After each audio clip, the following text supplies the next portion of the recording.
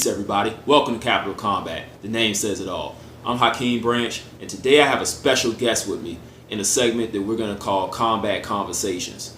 This is my man, Mark Buggs. We went to college together. We were on the boxing team together. So we started off in boxing together, and he was one of the guys that taught me pretty much the basics of how to box, got our first sparring in and everything, and we grew to a point that we became captains of the team and all that. So we're going to talk about that, talk about what he's been doing since then, and also what he's watching and looking forward to right now. So other than your name, go ahead and let them know a little bit about yourself. Okay. Like I said, Mark. Did boxing for 9 years. After we finished that, after I left school, started doing Jiu Jitsu for a year. Got deployed to Korea, learned a little bit of Tae Kwon Do in that area. That's like their main thing that they do. Right. Ended up doing a little bit of MMA with some characters I knew over there, some guys I trained with. Started doing a little bit more teaching. Actually started the program up. I hadn't told you about this. We started an actual boxing program for the soldiers. Okay, that's what's up. Like a extracurricular type thing, little community service hours or whatever. Left from there, went to Germany. Once I got to Germany, kind of just stuck with the boxing thing. It was some smokers they had there, but I really didn't do nothing. I just trained mostly. Right. Now that I'm back stateside, I got back into actual learning more and started doing Krav Maga. Back in Jiu Jitsu, I've been doing that off and on, but most of Krav Maga has been like my main set thing I've been really into. So not so much doing competing anything, mainly sticking with just training and learning and making my craft sharp. So not only has he been protecting our country, he's been learning some stuff. It's a bad man right here. So let's go back to our time starting out, with Virginia State. How did you find out about the boxing program to get it started? Okay, so interesting story. I was walking through Foster Hall. Mm-hmm. I saw a flyer that had Mike Tyson on it. Right. So I'm thinking they having like a little fight night showing, or they doing something where they studying boxing, not like how we thought like we started doing, but actually like just showing old footage and having like little club or group for boxing.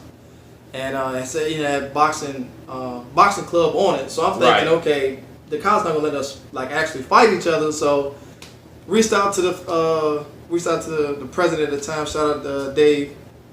He was the president at the time. Hit him up. Started having a conversation. Probably sounded a little weird because I was like, what y'all got going on? Like, is it like actually like a fight, or y'all just like watching tape? And he was like, no, we actually like learning how to box. I'm in. Showed up to the class. Well, it wasn't really a class. It was like in the gym. Right. One of the class in the gym. Signed up, signed the little waivers that they had. Started to get all the little gear and stuff that was required, and showed up and started, getting after it. We trained hard.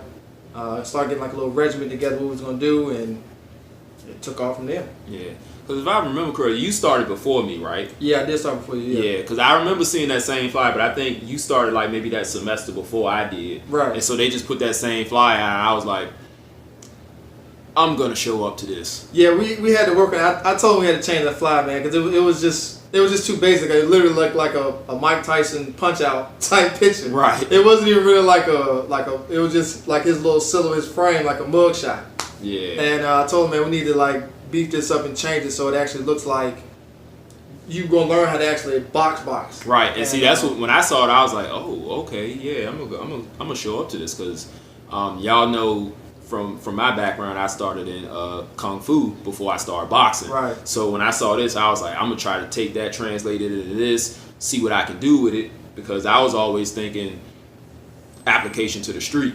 Exactly. But when we started training, which was, crazy to me because, like, we did very little technique back then. Very little technique, you're right, yeah. We would run for, like, an hour and a half through the basketball stadium. Yep, up and down them bleachers. Up and down them bleachers for an hour. Yeah. Yeah, we had to get conditioning 5 days up. a week. Yeah, conditioning was a big thing. We didn't know at the time how much conditioning was required, but we surely did learn quickly. Like just focusing on just being able to throw punches for a continuous amount of time was very strenuous. So yeah, we did spend a lot of time hitting them bleachers. Yeah, man, like hours at a time. And then after that, we go do push-ups, sit-ups, leg raises, all kinds of. Yeah. Like we were some machines. Even though we had no clue how to throw a jab. Exactly. No clue. I throw a hook punch, straight punch. Yeah. Number 2, no combinations. We was just extremely raw in that. It was actually really good because we had time to build up some bad characteristics and we had time to fix it too before we actually got into the ring. So that was really, really good. So like, let's talk about our ring. 'Cause right. What we had was a corner of the gym. So it was 2 concrete brick walls. Yep, sure was. And 2 balance beams. Like gymnastic balance beams. Like it was really tall. It was like tall, a little bit. Probably about 3.5, 4 feet high. Yeah, it was pretty tall, but it wasn't too tall where it was like hitting people in the head. And it was just tall enough to keep us in that little area. Yeah. And it was real rough and tough because if you got put on the wall, it wasn't like the ropes, like it didn't give no way. And most of the crowd was leaning on the balance beam. So you had to stay in the middle of the ring. And the ring can only be so big because you couldn't have it excessively wide. So you kind of had to really know what you were doing. Right. At least stay off the wall. That was the biggest thing. I always tell the guys, stay off the wall because you get hit, your head hit the wall, you might take you to the hospital. So we had no medical staff or nothing. Like you said, like our coach, he knew how to get us into shape. But as far as like actually teaching us how to box, we ended up having to go somewhere else. That's pretty much what kind of made us become captains because we ended up having to go to a boxing gym in another city, which was probably about 30 to 45 minutes away from where we were. Man, that was rough, man. Just thinking about that, yeah, we had old cars trying to get up there, putting the gas money together, but we was dedicated though. That was the beauty part of it. We dedicated and we got a lot of good training out of there. It was you, me, Earl, Shaq, Hawk. Hawk. It was mainly us 5 putting it in because Hawk had the maximum at the time. Yeah. So he had the most reliable car, so we would just put gas in his car and then make that trip. So yeah. Yeah, and that's when it really like opened my eyes to like I don't know shit. Don't know a damn thing. Cause we got up there and they put us in that ring and they were like, "What the hell are you doing?" Exactly. Yeah, it was pretty bad. Think we did have some conversations with Hawk's dad, which was actually a boxer.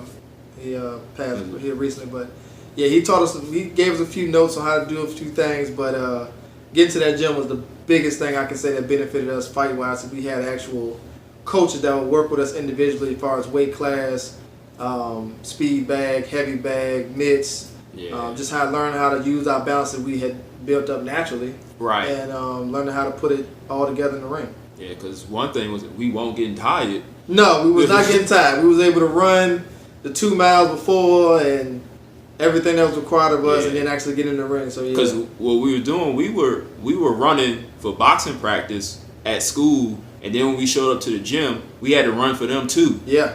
So we had to run 2 miles in the middle of August through rush hour traffic.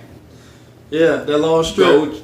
Go train, then go back down the state, run for another hour. Yep. And then teach everybody else what we was learning at the gym. Right. So yeah, it was definitely a full-time job. We should have been paid for that. Probably got some change for that. Yeah, it was a lot of fun though. It was so much fun, and that's where I fell in love with like actually coaching. Cause like when I started, I was like, yo, I need to get out of school. I'm tired of being here. Yeah. But I do love boxing. I just don't know if I'm gonna be a fighter. Right. And so then when we start teaching everybody and they got excited about what they were learning, I was like, oh, this is it. This is where it is here. Yeah. And that feeling of being able to like teach somebody something and they be able to apply it and be happy about that. That's one of the best feelings in the world. Yeah, you're right. I know that personally from experience when I went to Korea and started talking to some of my NCOs, the people that I work with, and they wanted to do the Tae Kwon Do thing, but I was like, that's not really like, I mean, it is kind of realistic, but it's not. I was like, you need to learn how to strike first. And they was like, oh, okay. At the time, I was specialist bugs. what you think is a good idea? And I was like, well, I started my program. I can teach people how to box. I've done that for a while. So the joy of learning how to teach people and then actually seeing it being taught and replicated and actually building up someone's confidence, their actual ability to be able to just work out in general, their stamina, their overall performance, not only as a soldier, but just as a person, was like really touching to me. So definitely my long-term goal, like retiring and all that, is definitely open up a gym. So definitely looking out for that. Me and Hakeem will be here getting it in, teaching guys where we be up at. We're gonna end up being up at. Yeah, we got to work that out off camera because it's a need here where we are in Virginia. Most definitely. We're in right now we're in Northern Virginia where there's a lot of gyms. It's actually popping in the DMV area. Right. Like if you go a little bit further south to like Central Virginia, RVA. Yeah, about an hour away. It's down out. Yeah, but there's talent there, so yeah, we gotta cultivate that talent. But we'll talk about that off camera. Right. So talk about more about what you were doing when you were in Korea running that boxing program. Like, how did y'all get that going? Did y'all get any like fights or anything? Or funny situation. So we didn't necessarily get into a fight. Kind of started off how we did at Virginia State, just getting people to sign up, coming out, working out, and then during that time frame, I did run into a guy that ended up being. He turned into a pro. He actually just recently stopped fighting. He had to have a surgery. Nunez, shout out to Nunez. He actually picked it up, was doing boxing a little bit before he came to Korea, and then he just took off when we was actually doing it there. So I wasn't so much teaching him; it was most like a sparring partner with him, just getting him sharp because he tried out for the actual all-army boxing team. Got picked up for that. Did that for a year and a half. Actually turned pro. Won a couple championships out there in Korea, and then. He just, like I said, had a surgery. I think it was on his hand or his shoulder, and it kind of ended his career with that. So he's doing coaching and stuff now, but it was pretty much the same thing. Like, once you find out what works, it was just an easy pickup. Like, more people are interested in fighting, I think we know. So once the flyer went up, which was actually a good flyer, wasn't the joint we saw. You can say it was actually a good flyer. It gave plenty of details, learning how to get yourself in shape, learn how to defend yourself, so on and so forth. Like, actually let people know, like, we're actually going to be doing physical contact with each other. Right. That's what really sparked a lot of interest. So I think at any given time, I can have a class of 30, 40 people a night. Yeah.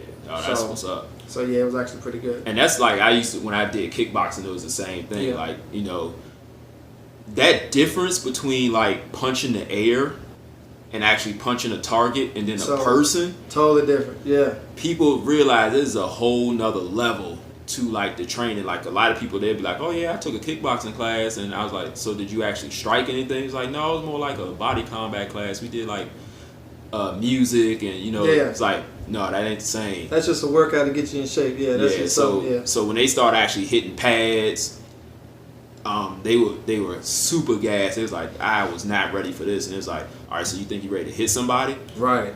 It was like, no.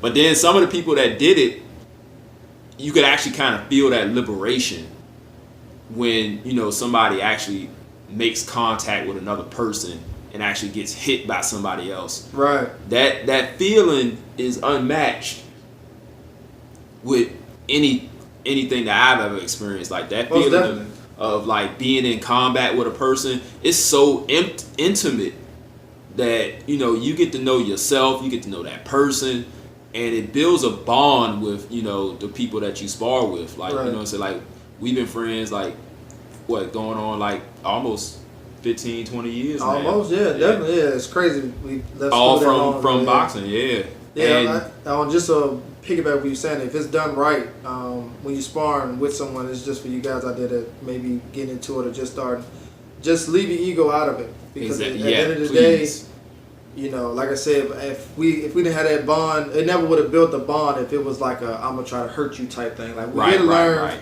You may get caught with some decent shots or whatever, but just understand, like, that's not for you to get mad at that person. It's for you to realize, like, okay, where did I mess up at? How can I fix what I did? What opened I had, open at that time? What did he see that gave him the opportunity to hurt me? Right. And if you don't leave that space for that conversation, right, you'll never have it, and that person never get a chance to tell you because they're like, oh, he got mad and shunned me away, this, that, and third. And you don't want that. You want to have the room to become a better fighter, and the only way you do that is actually having open dialogue with the person you spar with, because you can't see what they see. Right, and that's a big thing for you guys that are training amateur or pro, to have those conversations with your sparring partner and your coaches, because that it's all for you to grow and it's all for you to become better. So you can't, like you said, you can't have your ego in there and try to compete with somebody when this is just a practice. You want to be sharp, you want to be competitive, and you want to be fierce, but at the same time you have to remember this person is helping me. The competition is with somebody else. Right.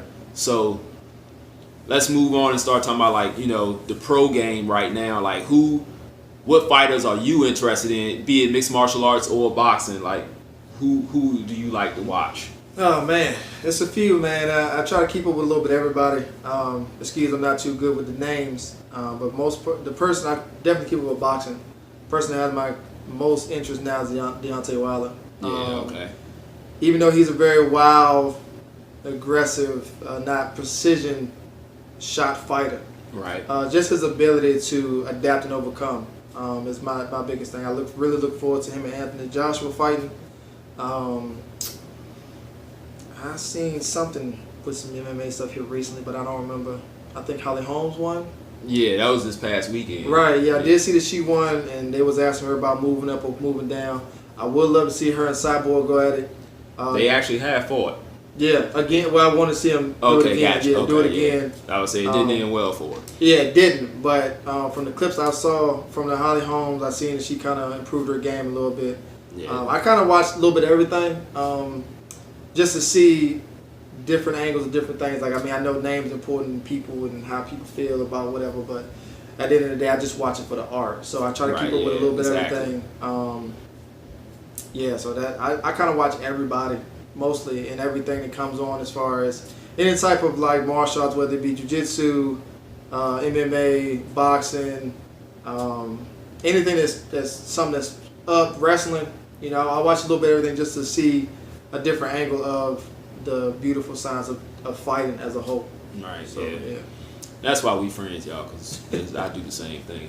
Most definitely. And I sit there and I watch it as an educational thing. Like, a lot of people watch it for I'm entertained by the education. Right. Like, when I see somebody create a nice angle, I'm like, man, how did he do that? How did he do that? Exactly. I want to see that again. Did that guy even see it?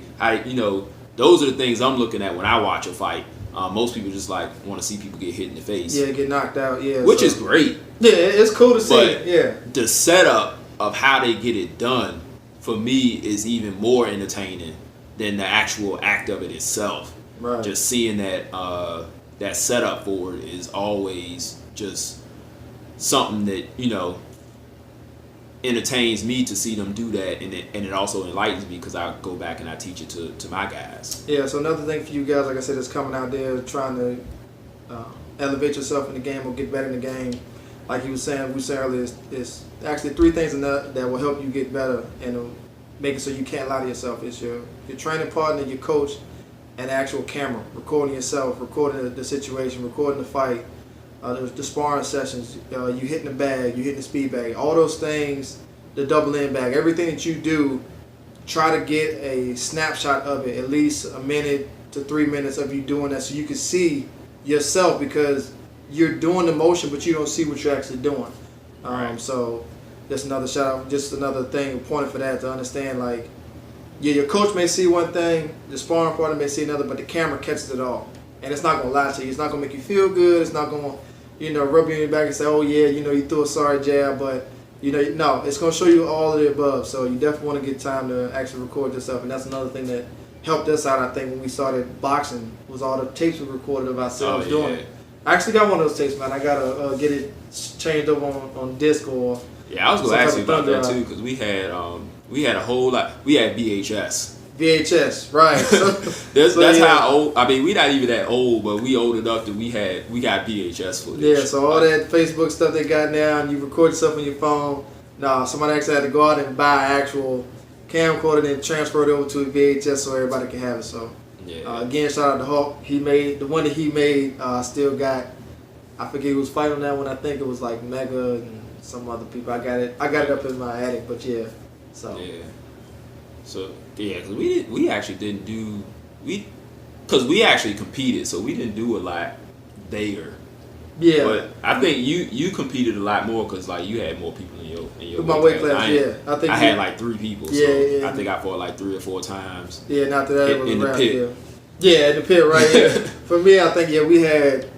I think it was like 9 or 10 of us per year. So yeah, it was a fierce back and forth of who was the champ at that time, and it was good stuff. It was good stuff having that competitive edge, actually having something to look for. Because I mean, we ended up doing the Friday night fights, and that changed the whole dynamic of the school. Like everybody was coming in to see that, so you couldn't come with no slouch game. You had to come with a game because. And even though like I said, these were straight up pit fights. Like it was no record or anything like that. Yeah, but there was no official record. Yeah, but the school kept track. Yeah. Right. Everybody kept track. If you performed, you knew the next day because you had a whole lot of people who knew who you were after that. Right. So you could use the guy that was doing good, or they may need to work on your game. So yeah. Oh man, that was some good times. But, it was. So we'll go ahead and wrap this one up. But thanks you guys for watching. Make sure y'all hit the subscribe button.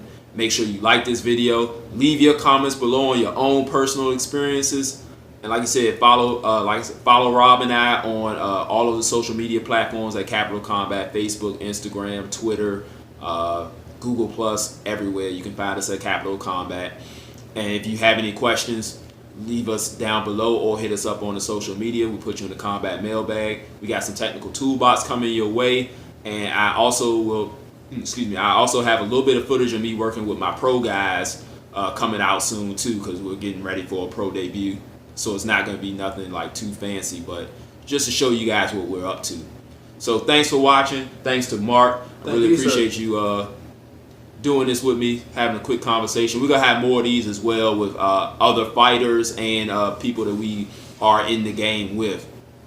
So stay tuned for that. Like I said, hit subscribe because you will learn from all facets and all stages of the game, not just the high-name pro fighters, but the guys starting out at the bottom, the guys in the middle road, the guys that are working behind the scenes that you don't even know about. We're going to talk to all of them, and so you get a full picture of that pro game because it's a lot more than just showing up and fighting in the ring. This is round 1, and like you already lost. They don't seem to see that everything we've done is coming and gone.